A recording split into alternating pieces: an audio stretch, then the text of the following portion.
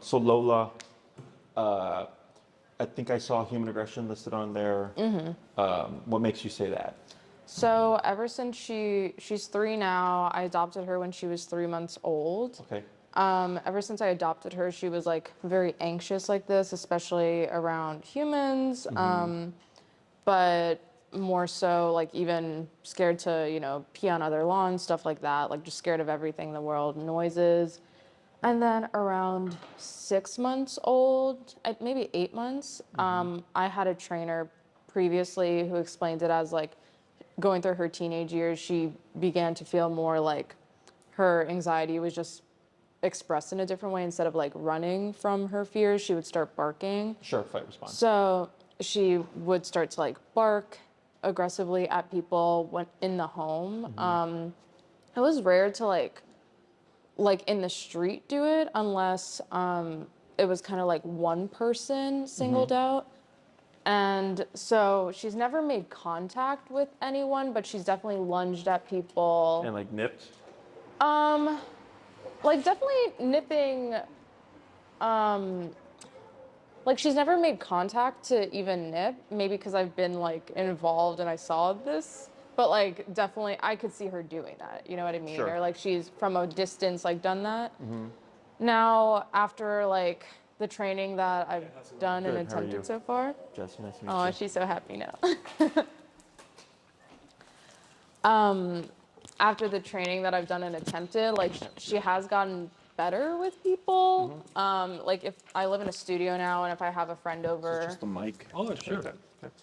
Appreciate it, thank you. If I have a friend over for a day that stays with me and like I separate her and then like I slowly integrate her, like she will, and she's curious like that, so especially with women, she will warm up and like be okay with them. Men, it's much more difficult. Yeah. And I think it's something to do with I adopted her from like a foster care situation.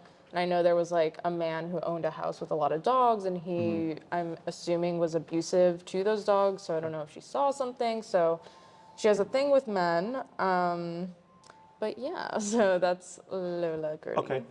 Do you have anything to add to this, or? We were just talking about human aggression, but there's like also... why she, so in the console form she listed it, so I was just getting the background on that. I don't know. I guess, well, that is one of the things. And I guess the other thing is we have another dog, too. It's a little mini dachshund. It's been only 2 incidents where she attacked her. One of them was... the dachshund? Yes. Yeah. The first time they were together by the door. Prior to this, actually, nothing ever happened. They were maybe like 3 months, right? Yeah, and I'll back it up. Like she, at like a young age, I would take her to daycare too. Like she's never had an incident with dogs before, and she like usually really likes dogs. And like, but if I took her to a park or something, like she was overwhelmed by the dogs at the same time. It's more on like a one-on-one setting. She would like play and stuff. And then her and Luna for 4 months, like got along seemingly fine. I think now looking back, there are things that like, maybe they were like trying to be dominant or fight over toys, especially Lola, like assert herself or looks or something that I just wasn't noticing. And then 4 months in, Lola, he was walking in to the room and both the dogs were like kind of vying for attention and like jumping and stuff. Lola picked up Luna and punctured her and kind of like threw her. So that was the first incident. And then the second incident was we started to like semi-separate the dogs, but this was like 2 weeks after, a week after. It might have been 2 weeks after. What happened, there's a sunspot in her studio where Lola usually has her bed, and Luna was just chilling a little bit. It's almost like the bed is in the corner over there, and then Luna was by where the thing with the wheel is. Okay. Just completely like, literally just laying down. And I was making some coffee, and I was looking at them, and I saw Lola kind of like getting in a stance almost like this, like lowering her head and looking at her. And I reacted before she went up to her, but she got to her on time and like pretty much like pinned her down and like I don't know if she bit her, but I think she like stepped on her and Luna was like squealing or something. Like Luna ended up belly up. She was pinning her down and she was like growling in her face. I see.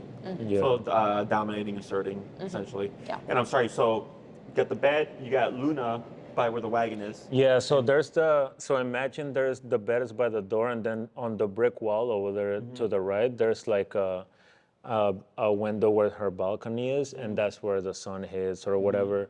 And yeah, usually for the most part, actually, it happened right after that. Before that, like they were completely fine. Like I don't think I ever saw like any aggression.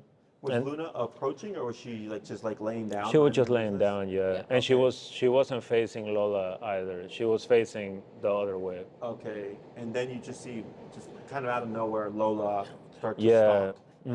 stalk. She was completely fine. She was like laying down, and out of nowhere she just went like this, and she got in like a position to attack, and then she did. And this one wasn't really anything crazy, but recently, like 2 days ago, like we have them separated, and then we buy them like this 2 of the same toys, so each one gets like the same, you know. But yeah, like they were around the gate, and Luna was just approaching, not for any reason. She was just there, and then Lola tried to like, she growled. She growled and went a little bit under she tried to go under where the gate is. There's a little opening. I see. Okay. With the first incident with the puncture, how was that handled? I remember, so she grabbed Luna, and I freaked out. I didn't know what to do. I just grabbed her by the collar and like just pretty much separated them, and I like kind of yelled at her. Did she, when you were pulling apart, continue to pursue, or did it look like she was just disengaging?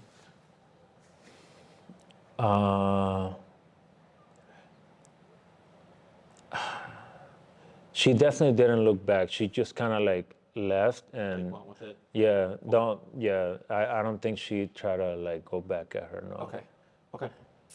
And the same thing for the second time? Like, I know you said that you went, but then she got there. Yeah, the second time I felt like it was more, so she didn't do damage really, but there was more aggression. Yeah, I know what you're talking about. Like, You know, it's like, loud and like when I was trying to like separating them, it felt like a little bit harder than the first time. The first time I kind of just grabbed her, and then Luna was already in the air, and each time I'm realizing I've literally been in the bathroom. She actually never seen it happen. I'm always in the bathroom when it happens, and then I run out like, what the hell? Like I hear it happening, but I got Yeah. you. Okay. And I noticed Luna's not even scared of her, so I don't know like Luna what older? it is. No, they're the same age. Same age. Okay. might be like a month difference actually. Okay. And I'm sorry, how long have you had Lola for? since she was 3 months, and now she's turning 3 in December. And then when did Luna come along? We've been dating since January. So Luna's your dog. Yeah. I see. Okay. So Luna's been around since January. Probably like March-ish is when we started. I would say the I would dogs. say so. Yeah, This like year. beginning of March. Yeah. Okay. Because I remember earlier you said like this first like 4 months things were fine, and then you've had now these. So this happened Yeah. around July, right? May, June. Yeah. Yeah, July. like July. Okay, yeah, 4 months. Okay. So we're going 8 months in. Yes. Okay, gotcha. All right. And you guys live separate currently? Yeah. Yes. Okay. We're going to be moving in together. He's already living in the place that we're gonna move in together. Okay. So I spend a lot of time there, like this Gotcha. past month already. So with this previous setup, you were bringing Luna over. She Yeah. wasn't like residing and then you would just come over. Does that make sense? Right. Or like she wasn't staying there. Like you Yeah. keep Luna with you, then you bring her over, or would it be? He would stay for like, the weekend or something, like we'd hang out, and so Luna was always there. And then there was one weekend where I watched both the dogs when he was out of town, and like this was before any incidences, Sure. and we used to like even leave them together and they were totally fine. Okay. So Yeah, I'm just trying to figure out I have ideas in my head. yeah. yeah. Because at first I thought they just lived together, but now with Luna visiting, that makes more sense to me. So Yeah. that's to me just territorial behavior. Yeah. And we'll talk more about that too. So we got what you mentioned before with the incidents with people. We have these about 3 incidents with Luna in the past 4 months. And these are mainly in the house too. I mean, she's definitely, if, like I was saying, when we're out and about, like once we were on a trail and a woman tried to pet Lola and she growled at her, but like the woman kind of like came up to us. So it's, I think, mainly in the house where she feels empowered to do something. Not saying she maybe doesn't want to do something out in the wild, but especially in Chicago, because I used to not live here. When I adopted her, I was in Michigan. So once I moved to the city, So move too. she is really scared of like trucks and noises and everything. So I feel like she's just distracted from the people and stuff. And like, we'll be in an elevator and I say like, sit, give her a treat. And she's like, fine. And I just keep her focused on the treat. But it's weird because it depends on like, if we're in a hallway, maybe she'll act out more, but it's like even a small space isn't always like the problem. It's like the specific small space. So Okay, yeah. sure. Anything else that you know about Lola? I did just meet, I used to have her on anti-anxiety meds. She's been off them for like a year, but with her new vet, I just got Prozac. I haven't started yet. I have to pick up the prescription, but Okay. that is filled out. So Okay. that. With the anti-anxiety that you had before, any difference? She was on an SSRI and Clonidine. It's like a daily type Clonidine? one. Yeah. Okay. I honestly saw the like Clonidine make more of an impact, but then again, I didn't like play around with the dosage with the doctor. So hoping this time around maybe like it'll help along with training. So. Okay. Anything else? Not that I could think of right now. No. Okay. I'm waiting for my employee to come out because I want to test something, but that's why I keep looking around to see if I can catch them. So you definitely have like a fearful dog, some anxiety. Like she's relaxed, but you can see how she's completely away from, this is what I would call a social context, because we're having a conversation here, right? Yeah. And she's sitting behind the chairs in that little space, and that's because she wants nothing to do with me. Okay. Earlier, it was funny because she went to lay down, but she laid down, I don't know if you noticed, but her butt was up for a period of time, and then finally it went down. Here he comes. Hey, Mariano, when you're done with Uni, will you bring my sleeve? It's on the desk with the computer, please. So the behavior that's going on in the home, to me, sounds like territorial behavior. One thing about dogs like Lola is she's not a confident dog, clearly. Okay, and that's where all the problems are coming from, is the lack of confidence. Okay, is insecure dogs tend to become bullies. Does that make sense? Yeah. Because it's the same thing for humans. Yeah. Right? A bully bullies kids they know they can bully. They don't bully bigger She kids. wouldn't Oh, try that with makes bigger sense. dogs. Does that make sense? Yes, totally. So insecure dogs tend to be bullies, whether it's bullying humans or bullying other dogs that they feel. And she could, like, for example, if a Rottie has a softer or more insecure personality type than she does, she would bully that dog. Okay, so size doesn't even matter there. It's all about energy. Okay. Do you ever watch Cesar Milan? I've seen, a Remember few the clips. dog whisperer guy? Thank you. So like he has episodes where like you got this Chihuahua that's bullying a Rottie or a Great Dane or whatever. Okay. I have a Pitty. She's 65 pounds. I have an 8-pound Chihuahua, and my Pitty could be chewing on a bully stick, and my Chihuahua will walk over and he'll literally wedge himself between her and the bully stick, plop down and start chewing, and then she just backs up like, what just happened here? No. Yes. So even though she could kill him with one snap. Should I Right. let her? Yeah, she's fine. Yeah, she's just right now. She's getting curious. She's exploring. But you see how she retreats there, right? The training. So, does that make sense? You Yeah. know, Yes. So what's really for me intriguing is the window incident. So dogs don't do things for no reason. Yeah. Okay, they don't like when a dog is. I don't like when people go like, "Oh, your dog's aggressive." because aggressive, like when a person says that, it makes it sound like dogs are born with or without that characteristic, which is not true.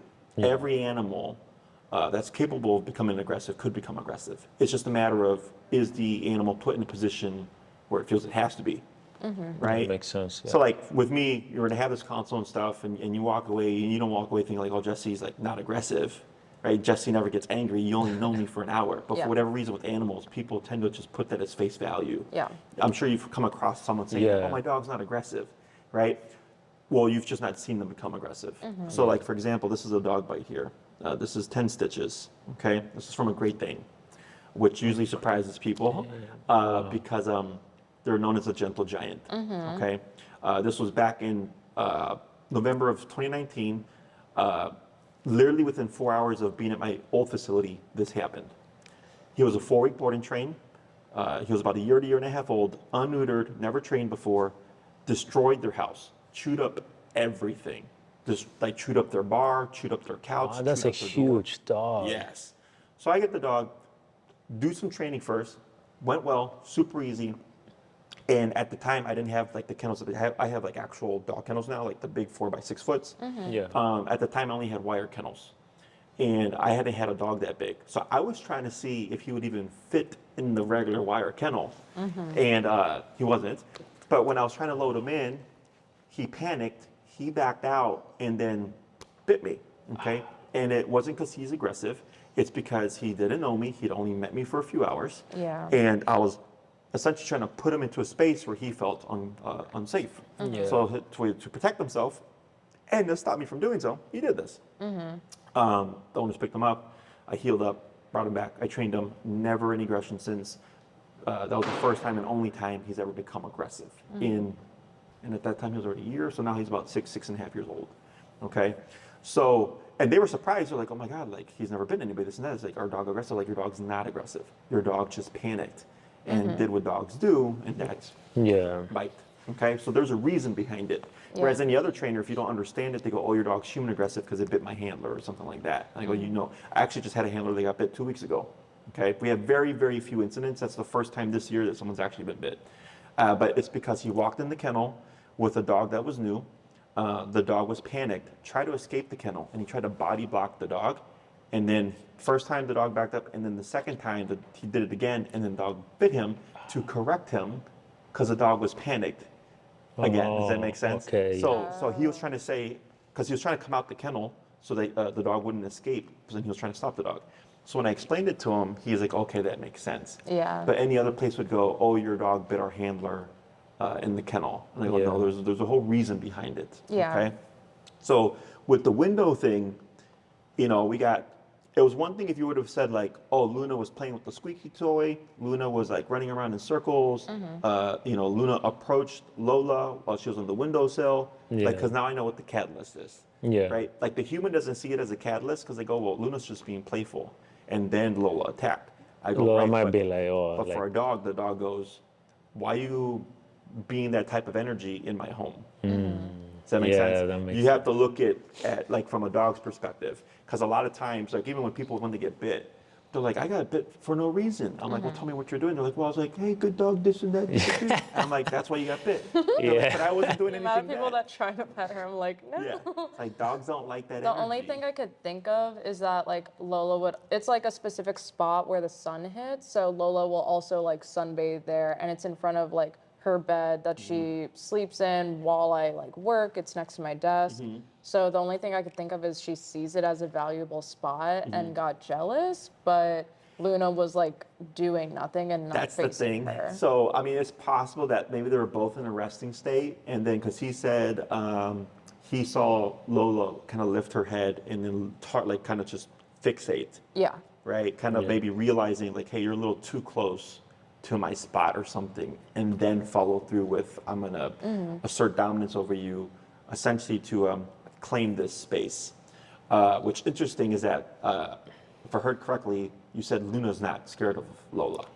Yeah, Luna would actually like, I think, for example, when we walk them together, like I think Luna sometimes, she'll bark at something like much bigger than her, and she just kind of follows sometimes, right? Or like when they're together, like Luna is like wants to be near her.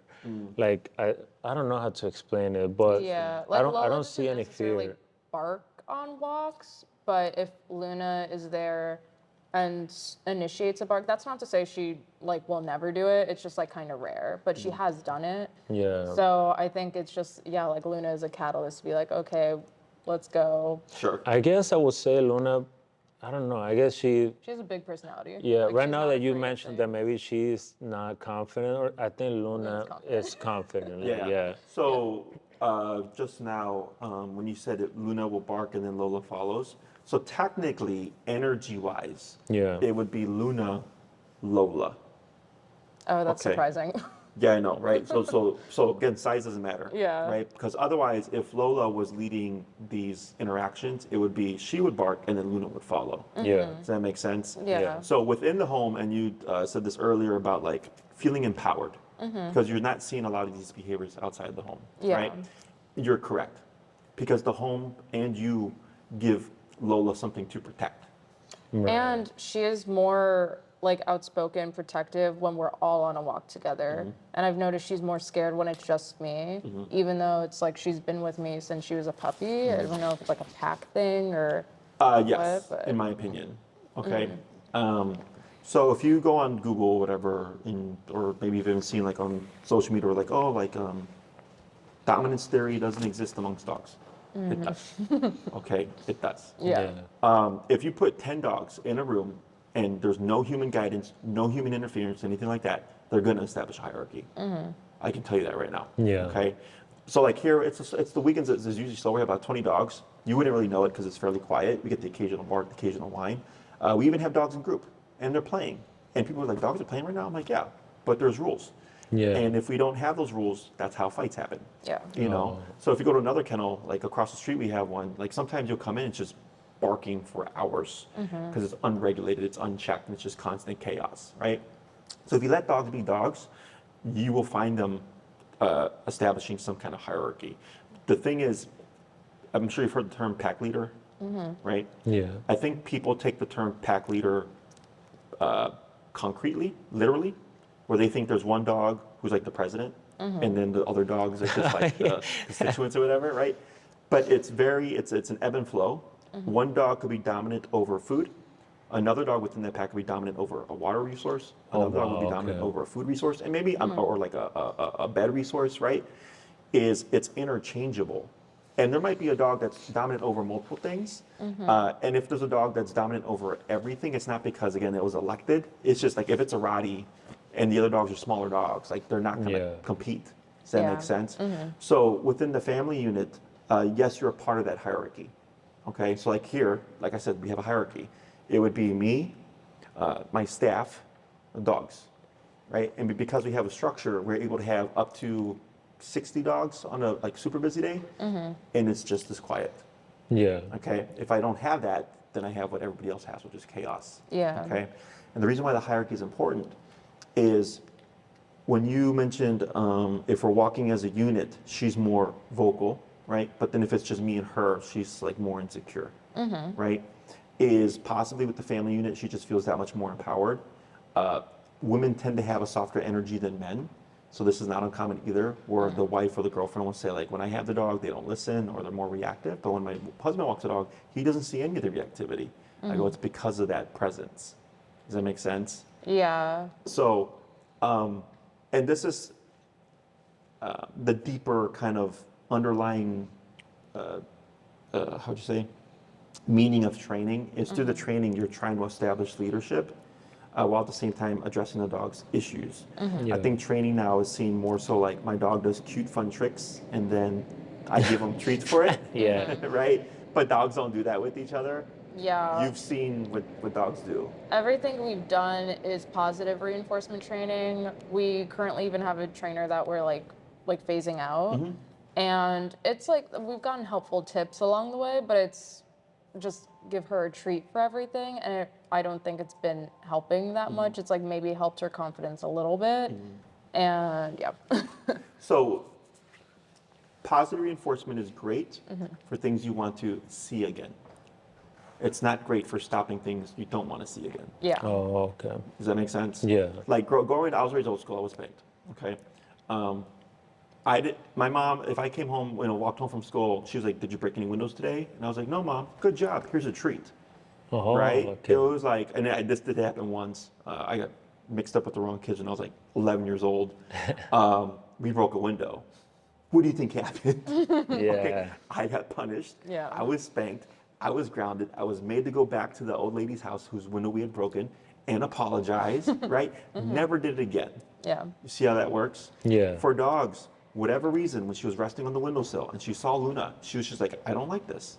So I'm going to assert myself using, this, I want to call it attack, but like going after Luna Yeah. to make that happen.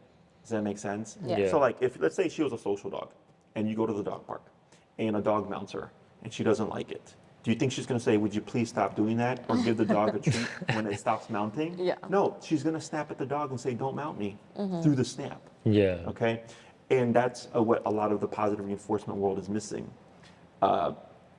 It makes people feel good to think that we could fix things using purely positive praise, love, affection, treats, especially when you got a dog like this, because she's fearful, timid. Yeah. And you're thinking, well, I can't use punishment because she's already scared. It's actually not true. Yeah. That's actually how we build confidence. And I'll explain that stuff, okay? Because it's hard for people to understand, how do we use something that's perceived as bad to build a dog up, okay? Yeah.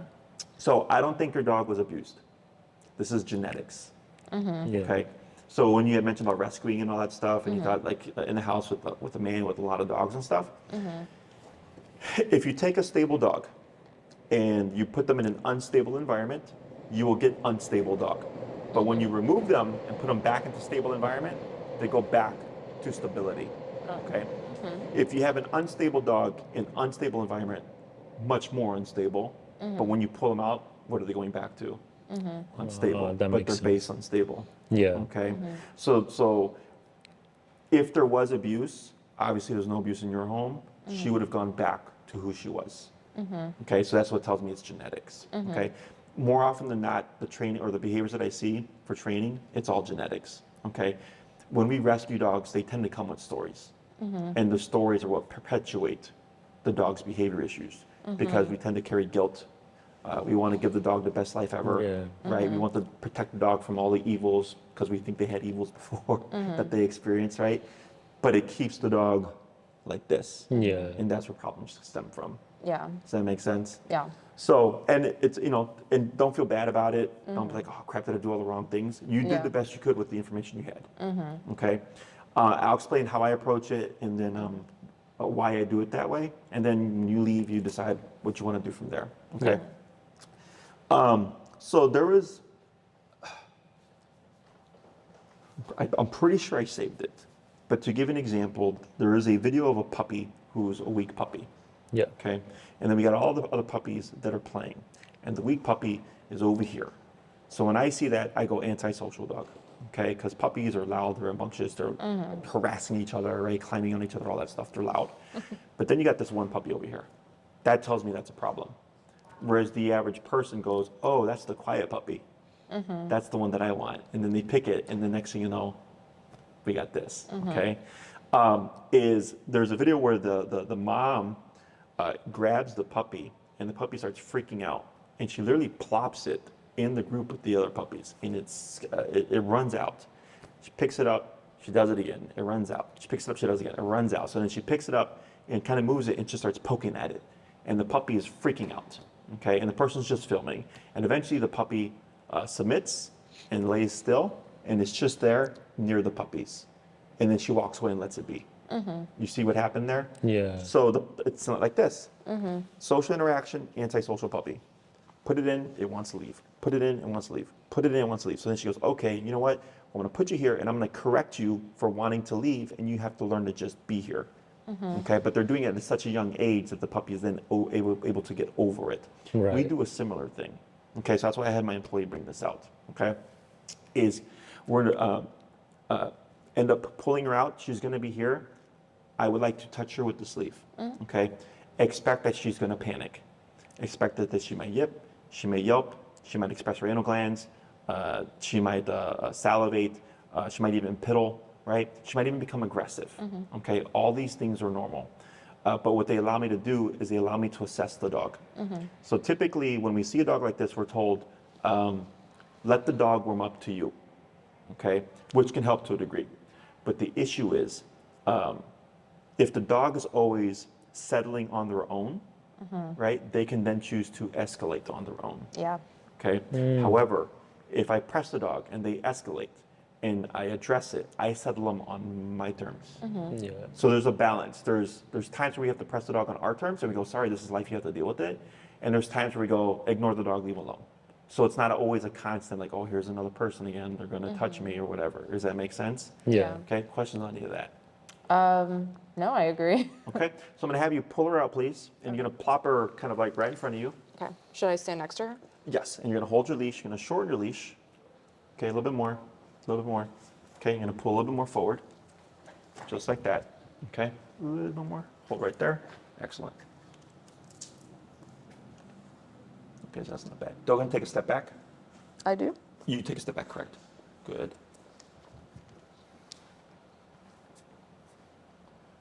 So we got the tail, obviously a lot of shaking. May I see your leash? Yep.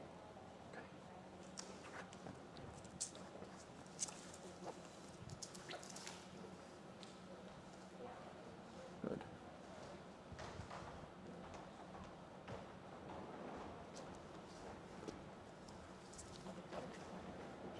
Good. So it's actually not too bad.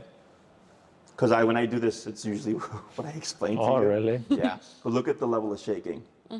You see that? Yes. So right now, and you can see how she's moving her head like this. Yeah. Okay.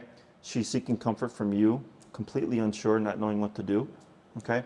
When we see this, instinctually we want to soothe. It's okay, baby. It's okay. Yeah. But I don't. Okay. I understand what you're trying to do as a human, right? You're trying to console, but you're really reinforcing. Yeah. What are you reinforcing?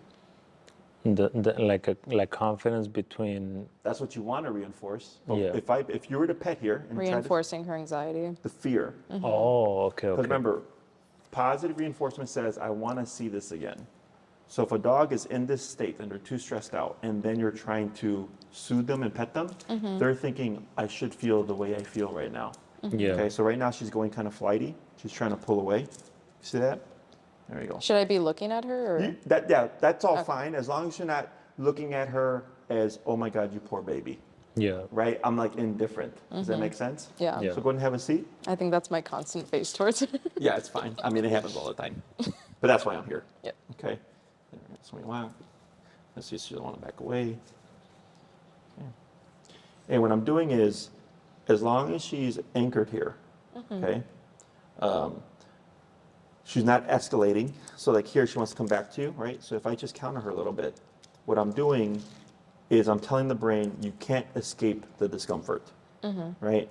But here, like how with her giving me her back, one, she wants to go back to you, but then also being this close to me, her back to me is easier than being face-to-face to me. Yeah. Okay, because face-to-face is considered confrontation.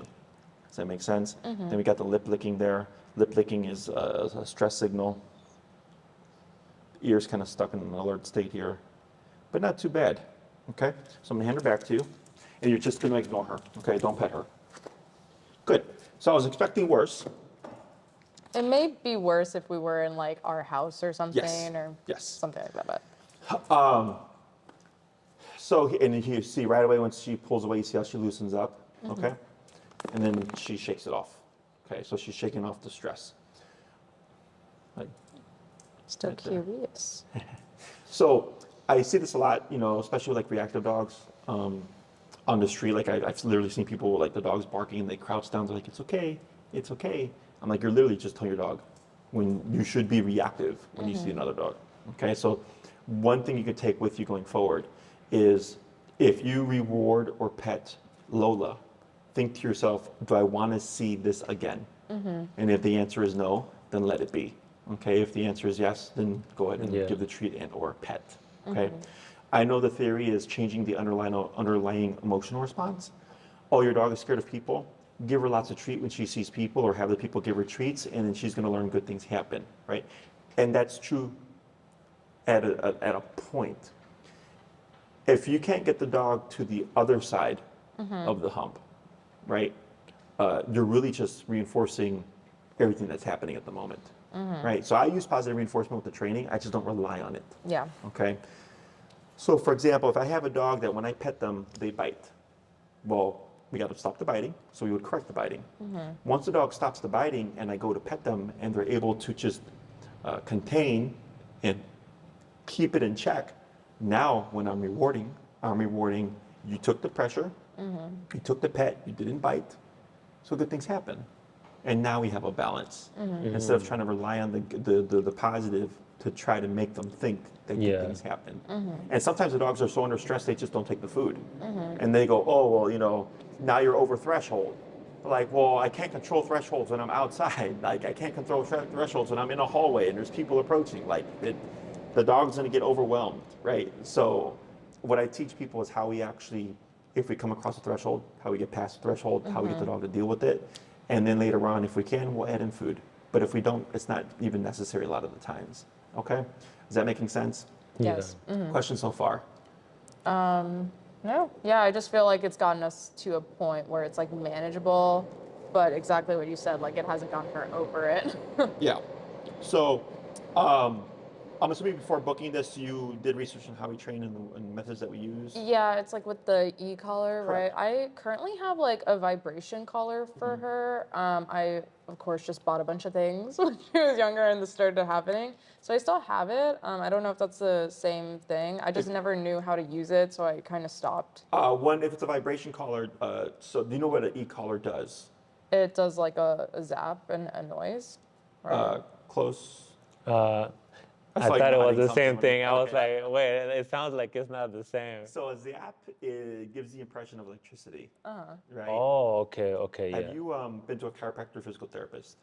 Like the stem machine? Yes. Oh, okay, Yeah, yeah. that's the e-collar. I have one for my back. There you go. It's the e-collar. e-collar. Yeah. It's a tensor. Okay, well, It's a muscle Wait, so what is stimulator. it? yeah. Yeah. So it's like, you know the sticky things that sometimes they put to like loosen up your muscles a little Yeah. bit. It's basically that, Correct. right? Yes. If you, and I have a video, it's actually just under the consult form. If you went to my website, it's like it's like me like this, like I'm being shot, and you see me test a TENS unit and an e-collar back to back. okay. The way it's delivered is different. You notice how she's a little bit more out now, right? Because the worst thing that could have happened, which was me touching her and being in her space. okay. So now she's not kind of sitting there thinking like, is he going to hurt me? We've already interacted. Yeah.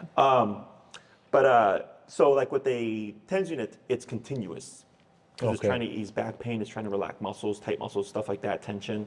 Whereas for dogs, it's momentary. It's real quick contraction, okay? I like to think of it as a bite on the button.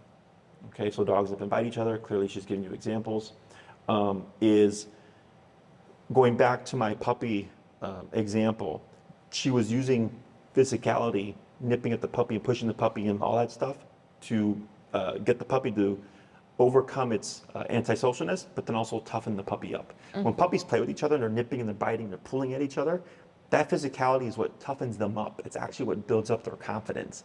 But when people get their puppies at 2 months, they don't do that, right? Yeah. And a lot of times they're fostering or reinforcing all these insecure behaviors, and then they're surprised when the puppy's a year to 2 years why we have behavioral issues. So when I go back and I look at the history, I'm like, well, this is where it all started, okay? Yeah. So with the remote collar, it's not force the problem and then punish the dog. We want to create a structure through consequence and discipline, accountability, to help build her confidence, so that things that would typically stress her out don't stress her out because she's already endured stress, but then also worked through the stress to learn how to handle the stress. Yeah. Okay, so in order to deal with stress, you have to be exposed to it and learn how to handle it. So like, I've been in business for 15 years. Yeah. I'm 37 now, so back when I was like 22, I started dog training, but I didn't start with this. I started by myself and I had home to home. And then over the course of 15 years, I got too busy, then I needed an assistant. And then I had a lot of clients that have dogs that can only come to a person like me, so I needed a place to give them a place to stay. So then I got a facility back in 2019. Then COVID happened in 2020, right? It was a lot of stress. I had to learn how to navigate through all these things, and then we bought our building, this building here, at the end of 22, right? And I had to deal with a lot of stress on a regular basis.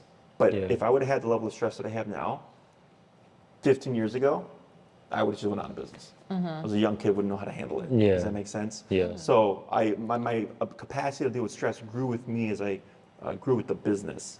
Okay. Same thing for your dog, right? We tend to want to protect them from stress, and if you can't work them through it or know how to handle it correctly, then I go, sure, like that's the best you can do. That's fine. But really, when we're trying to pull the dog out of their shell, we have to stress them out, Yeah. work them through it. If they became aggressive, we correct the aggression, say that's not how you handle it. You got to figure out a different way, right? And if they figure out a different way, then we go, yes, that's what we wanted. And then we could reward there if we wanted to, because now it has meaning. Does that make sense? Yeah. So the tricky part here, I'm not worried about the outside stuff. I'm not worried about reactivity stuff. I'm not worried about the hallway stuff, anything like that. It's the internal stuff. That's the tricky part here. Okay. Yeah. So because if it is territorial, you'd have to, technically for a dog to understand not to do something, they have to do the behavior and be corrected as it's happening, which obviously puts Luna at risk. Yeah. Does that make sense? Yeah. So one thing that may happen is with the move, right, is she would be coming out of her territory, so to speak, into your territory, that you would kind of have a reset there. So it's possible that you could kind of rewire her where it's like, okay, this is all of her space now, as opposed to Luna was coming into what was seen as her space. Yeah. Does that make sense? Yeah. Questions on that? The growl with the toy situation, that happened recently and at the new place. At the new Is place. that- But that's resource guarding. okay. Yeah. That's different. Okay. So resource guarding, it's still territorial, but I know if I remove the resources, then there's nothing to guard. And she's food territorial. She's always been Yeah. like that. Okay. Too. And we can work on food or resource guarding as well. I do things as buffers, and I tell clients like, don't just think like, oh, we worked on the food thing, so it's not a problem. We work on the food thing, so in case the interaction ever crops up, nothing should happen. That's why I call it a buffer, right? Oh, okay. But I recommend, and again, an easy tip for you guys: new spot. Any toys, anything that she seems is hers, even Luna's, it's put away. All toys and everything. Okay. You Can't go know, free feeding. something that I actually see. So we have gates like in the hallway, which is the first master bedroom is there with a bathroom, and then the gate, and then we have the living room, and then we have our office room. And in the office room, usually Luna hangs out in there, and Lola hangs out on the other side, kind of like back and forth. But we have similar toys for them, like, okay, you get one, like the same of everything. But we do have some toys in there that sometimes like Lola really wants it. So I'm like, I don't know if I put them away in a pantry or something, and I just take them out. I've just been taking out the ones that are the same. So I don't know if maybe we should not like use those anymore, or Well, what I would suggest is, so obviously the dogs can have toys, Yeah. right? But I would do it in controlled context, okay. okay? And then the other thing that could be done is like, let's say you give Luna a toy and Luna just knows to play with her toy, but then you give Lola a toy and then Lola's like, but I want Luna's toy. That 'Cause we can happened address that yesterday. with the collar, like that can be done. But then you have to be in control. You have to be, it's like, okay, I have time to have the dogs play with the toys and I'm supervising. You know, what people typically want is they want to go to I want my dog to learn how to share type of Oh mentality. yeah. Okay, can it be done? Yes, I've done it. But I've been doing this for 15 years. Yeah, I You know know. what you mean. So, yes. You know, another thing that happened prior to the bite, when we were at my mom's house, and obviously we'll throw the toys all over the floor. And there'll be times when Luna will grab, so obviously Luna can't get it off her mouth, so she'll have the toy with her. Luna will grab it and run away, and then Lola will do the same. And I was like, what the hell are they doing? Like, is this I thought, I was like, is this a problem or something? Because then at some point, Lola started taking out the toy from Luna's mouth. And Yeah, like so I was waiting like, So, for yeah, her to drop that's it. and very slow, and it's like, this is mine, So I was like, and then right there too, because there's probably more stuff too that may not be you're not seeing. yeah, Is this has actually happened? So like my Chihuahua will take food bones from my pit, right? I can't But believe. also, I've seen where when we're feeding, because we feed raw, my Chihuahua, they're 15 years old now. He's kind of losing some of his appetite, and he'll be sitting there looking at it like, kind of want to eat, but I kind of don't want to eat. And then I'll see my pit walk over, and she'll be like 4 feet away, and I can just see her kind of like this, like I want it. And he'll look at her, and then he'll do this, and then I just can see him surrender it. Right? There can also be like that's something you can look for, where it's like, oh yeah, I can see her now putting pressure on Luna to get Luna to release the object, and that would be a part of it. Like a bully. Yeah. yeah, Like a bully, right? Like, I want your Game Boy or whatever, and they're just standing there, and the kid's like, here you go. It's like the same exact thing, okay? So the internal stuff is the tricky stuff, okay? Also Yeah. because it's, if the dogs are, they're gonna be living together, right? There's a lot of opportunity for something unfortunately to happen, okay? So part of what we do is, of course, training, control, learning about dog behavior, but then also like, how do you structure your home as to best prevent and avoid, but then also still have control? Does that make sense? Yeah. Anytime something has happened, because it does happen, the client was complacent. They'll go 3 years, no issue. And then all of a sudden, dog fight. And then they're like, so this actually happened, it was a client with 2 pits. Their first pit was human aggressive. I trained them, easy. The second one they got ended up being worse than the first one. Okay? In terms of like temperament and personality, just the dog's a jerk. And he's a really bad resource guarder. So they went years without incident because I told them, put up the toys if they're going to have the toy, whatever, in a controlled context. And then the mom came home, the dogs were out, and she saw a toy, and she's like, oh my God, like, I'm surprised there wasn't a fight. And then in her mind, she just thought like, oh, we must be done with that. Yeah. Okay, and then left it there. And then she said like 15 seconds later, she walked into the kitchen or something, dog fight. And she's like, in the back of my mind too, I was like, maybe I should pick that up. But I was like, well, it was there all day and they get in the fight. And then I was like, yes. So always pick up the toys and like put them away. Yeah, and I don't pull out all the toys at once. Okay, like it's that very makes sense. controlled. I do one at a time or whatever, because then I know how many toys are out. And like, let's say if Luna's engaging with her toy, Lola's like, I don't want this toy, I want your toy. And I start to see her go, I can correct that now. You see that? But that's why I said these things would be done through supervision. It's Yeah. not like, oh, we're gonna train the dog and then you can just trust them to be good dogs, because that's generally where stuff happens. Yeah. Okay. And you can go 5 years without the incident. It's just like with people, right? I have 2 brothers and a younger sister, and we grew up with each other, and there was the occasional fight. Yeah. But we don't bite each other as humans. Like we would wrestle, Yeah. right? Whatever. Like we don't do stuff like dogs do. Yeah. If a dog bites, obviously, like it can do harm, stitches. Now you got a vet bill, all that stuff, right? I walked in homes where dogs had drains and stitches and sutures and stuff because the attack was so bad. And so that's why I've learned not to sell people on. You will go back to complete normalcy. I go be aware of complacency. It happens all the time, and that's usually when things are set back. It's the dogs are doing good because you're doing good about the structure and the consistency. Does that make sense? Yeah. Yeah. Question on any of that? Is there ever going to be a point where you think like they can be in the same room together? Because we're currently like separating them. Like with supervision, do you think they'd be able to like be together, or is it Supervised or unsupervised? I Those are guess 2 different supervised, because I don't think like unsupervised is Yeah, even. unsupervised, I always recommend you separate. Yeah. Okay.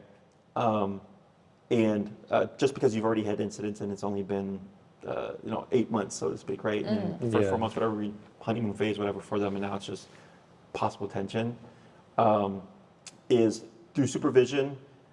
Yes, it also comes down to your comfort, right? If you're, like, I'm very confident in what I do. I deal with 10 dogs a day, right? Yeah. Been doing that for years. So obviously my skill level is up here. I can have 50 dogs and it's quiet, right? But I don't think you want to spend 15 years trying to develop that skill just so you can have 2 dogs. Okay? So I always tell the client that at some point, people tend to get this confidence where they go like, okay, I have the tools to stop something from happening. I know what to watch for in terms of escalation. I've also done work in terms of training and control for my dog and this and that. And then they decide like, I'm going to have them be unsupervised or whatever. I get clients that will keep the collar on if the dogs are going to be, or not unsupervised, supervised, to keep the collar on because they know that the dog is just that much of a jerk that they're like, I'm not even going to gamble not having the collar on if they're going to be together. Okay. We also utilize the muzzle if we're ever pushing anything that we think that we might see an escalation, just because, again, going back to earlier, I said I did just buy her, because I've bought a few muzzles, and she's like a whippet mix, and so she has this like a weird a snout. weird head. Yeah, She's got the so long, thin snout. I got her a whippet specific muzzle, so hopefully that one's in the mail too. I think it just arrived, so hopefully it fits. But, Okay. I would suggest, regardless if you do training with us or another trainer, start the muzzle conditioning now. Okay. For some dogs, it can take a few days to a couple of weeks to a few months. And I've had people treat it like a high school project, right, where they wait till the last minute, and then they're showing up like, oh, the dog won't tolerate it. I'm like, so I said at the consult to begin the process, because at least we would have had a baseline to kind of work from. Okay. I got a couple of minutes left here. What I would suggest is in person. You learn more through in-person training.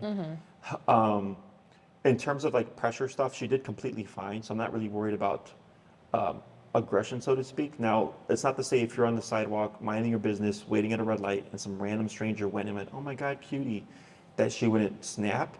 But that would make sense to me because they're petting her out of nowhere. She doesn't know who they are. You're outside in public, which makes you vulnerable, right? All those things kind of stack on each other. So I go, yeah, if they bit the person, well, that's why. Because here I gave her full opportunity and she gave me no hint. In the home, possible, but that's more so her being empowered because she's being territorial. And I don't consider that as really aggression in the terms of like her just for the sake of being aggressive. That's her just trying to protect the home or protect the family. Does that make sense? That can be worked on. Okay, I'm not worried about that. The most complicated part about this is simply the coexistence between her and Luna. Okay. So we have to cover heel. That takes 2 classes. So there's going to be obedience that I know they're not related to the behavior. It's not the obedience; it's the discipline. It's using the collar to teach her how it turns on and how it turns off. So in the moment that if she escalates, if I have to correct her with the collar, she knows why it's happening, and she knows I can turn this off if I choose to stop what I'm doing. Okay. So the obedience is meant to set a foundation to teach the dog how pressure turns on, how it turns off. That has to happen. Okay. So that's what the heel is for. I don't recommend walking dogs on harnesses. This is like some kind of form of harness. It would just be her flat collar and the remote collar. With no tension, you should be able to walk with your dog. The whole like kind of nervousness with the environment, trying to get her as much as possible over that stuff so she can be as normal as she could out in public to build that confidence up. Okay. So we got 2 on that, 1 on recall, stationary control, which is place command, which is on like a no dog bed. That's what you see up on that top right camera there. See how we have those beds? Oh, okay. Oh, like go to your spot. Go to your spot, stationary control. She like halvesy knows. Yeah. And this is I like haven't done it successfully. for 2 hours, 3 hours, however long, she's not going to move from there. It's Okay. great for like when guests come over and stuff like that. Also, if like you want to give Luna her toy, not have to worry about her, I'm going to put you on your place, and then Luna's going to enjoy her toy, her bone over here. So that's how we can have that control. Still give Luna her things, but then also not have to worry about is she going to get off of the bed. Yeah. Does that make sense? Yeah. So I would probably put you, so we do 3, 6, 9, and 12 a week programs. It's 1 hour a week for the number of weeks that you go with.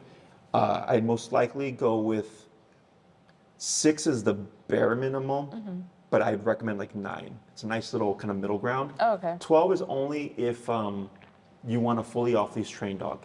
Okay, if you want a fully off-leash trained dog, then do 12.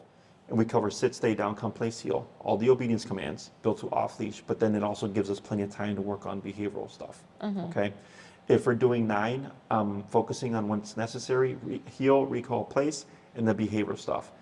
People coming over, the Lola Luna interaction, right? If you did 6, I'm really just kind of skimming it down to what I call the bare bones. Yeah. 2 on heel, obviously, 1 on place, recall if you wanted to, but then that only gives us 2 classes to work on behavioral stuff. So that's why it's kind of skimmed down. Does Could that you make always sense? like add on to? You like- can, but we don't prorate programs. Okay. Okay. We do that because since I have a rotating calendar, that's like new people all the time, is if you did 6 and decided to add 3, the time after we anticipate your program to end could already be booked by another person. So now you're getting back in line. Oh, so you have to- to wait like. Correct. That makes Because I got consults, I got board and trains, I got daycare and trains, and I have my in-person. So my Yeah. calendar is just like all over the place. So like if we were to reach 12 and we needed more training, we would just like get into another cycle. So I've never had people have to do more than 12. Oh, that's okay, cool. Yeah. Yes. So it's, Oh, I have a question too. What do you think I should do with Luna? Like, do you think I need to like do some sort of training for her in order for her to, or like I don't know. Does that matter? You think? sorry, it's because I have a client right now. Oh, or I can always ask you next time or something. So, one thing would be if you wanted to train both dogs at the same time, it wouldn't be, if you do it at the same time, you can actually tack on to the same program. Okay? Oh, You would okay. just pay for an extension. That makes sense. Okay? I think it's $100 for half an hour. Okay? So you already bought my time and then you're going, I'd like to have an extra half an hour. So it's Yeah. technically cheaper. Okay. If you did it simultaneously. And then all the dogs are on the same page, so there's value there. Since I've not met Luna, you said she's a big personality, so I'm going, okay, potentially why? Because timid dogs and big personalities, they can sometimes, okay. you know what I'm saying? Like they're Yeah. complete opposites. Like I'm a passive introvert. I have friends that are super loud. They're my friends. I love them. I hang out with them, but I can only be with them for so long before like I go, okay, guys, I need a break from you. Okay. But when you're living with each other, you can't have that break. Okay. Does that make sense? Yeah. So I would think about it as if you feel like Lola or Luna needs training, and you're like, well, this looks like an opportunity to get both dogs in the same spot. Plus, you're moving into with each other, so it's a nice like way to try to reset and have everybody on the same page from the get-go, so to speak. Then I would say, sure, go for it. Okay. Okay. In terms of the collar and stuff, how much does she weigh? Lola's 36 pounds, Luna's like 8 pounds. Okay. You have a number of options. The only problem is the one that I would recommend for her is bulky, and she's a smaller dog, so aesthetically she's just going to have this big box on her neck. The one above it, which is meant for like a 70-pound dog plus, perfectly safe to use, it's curved. So it's the best collar there is, it's the highest powered collar there is, so I'm not worried about anything, because the collar that is appropriate to her size, my concern would be if she became aggressive, you wouldn't have enough power to cut through the aggression. Yeah. Okay, so I always go for a little bit more just in case. I'd rather have it and not need it. Okay, and Tina will send you these things. If you would just please send the details for Luna, Yeah. weight-wise, and then I can see what options there are. Because there are collars to setups that allow you to have one remote to both dogs. Okay, so if you each wanted a remote to control both dogs, you could do that as well. Okay. Okay, but we want to have that set up from the get-go, because otherwise, if you do it afterwards, sometimes you have to send them in, and then you're without a collar for a few weeks while they're setting it up and then Right. sending it back. Okay, that makes sense. Okay. If there's any questions you may have forgotten to ask, please free to reach out to Tina. If they pertain to me, she'll shoot me an email and I'll get back to her. Okay. Nothing I haven't seen before.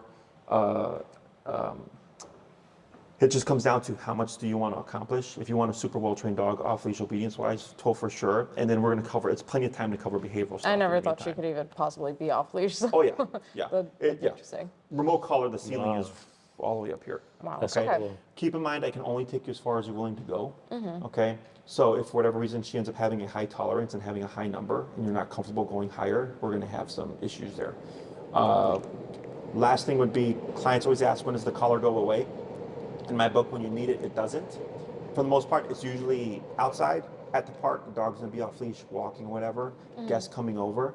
At some point within the home, we would expect to move past the collars because you spend most of your time there, okay? Okay. But let's say you're like, well, I'm gonna give Luna a bully stick and I'm gonna give her a bully stick too. I'd probably just put the collar on just in case, because Yeah. then I know, like, in case Luna decides to get curious or something like that, I have a Okay. means of stopping and addressing the situation. I also teach ways to do it without the collar, because it's going to happen where it's like I need to stop something, but I don't have anything. Yeah. So I do give you other kind of tools, so to speak, to address those things. And I'm trying to give you as much knowledge as possible so that you're kind of prepared for any situation. Yeah. Okay. Anything else? So Tina would email kind of like the tiers of the Correct. 6, 9, 12, including Luna. She'll give you the price without points, her. and then I just need Luna's size information. Yeah. Short or long hair? Long hair. Long hair? She's Okay. like 7 pounds, I think. Gotcha. And I'll look at what your options are for the systems, and then I'll send them to her, and she'll send it to you. Okay. Okay? Thank you so Awesome, much. guys. It was a pleasure. Training start like right away, or Yes, so right now, wintertime, my boarding trains go up, so I'm like booked with boarding trains, but my in-persons slow down. In the Okay. summer, it flips. Oh. Boarding trains get slow, in-persons pick up a lot, okay? We do train here, but then there's stuff that's gonna have to be done in the home. There's just a $50 upcharge per Okay. class that we have to have in the home, because obviously there's stuff that we can't recreate here, like people coming over or whatever. Yeah. would that be like sent with Tina's package? Whatever she That's sends, on or an is that- as-needed basis. Okay. Yeah, so if you only need one class in home, then you just pay the $50 for that one class. Okay. And then obedience stuff we can do here, no problem. It's just the stuff that we know that only happens in certain like contexts. That makes sense. That's Yeah. why, okay? Okay. Usually, most people, it's just like a couple at max with the in-home stuff. Okay? Okay. Great. Awesome, guys. It's a Thank pleasure Thank you meeting so much. I appreciate it. You're Thank very you so welcome. much. Yep, yep.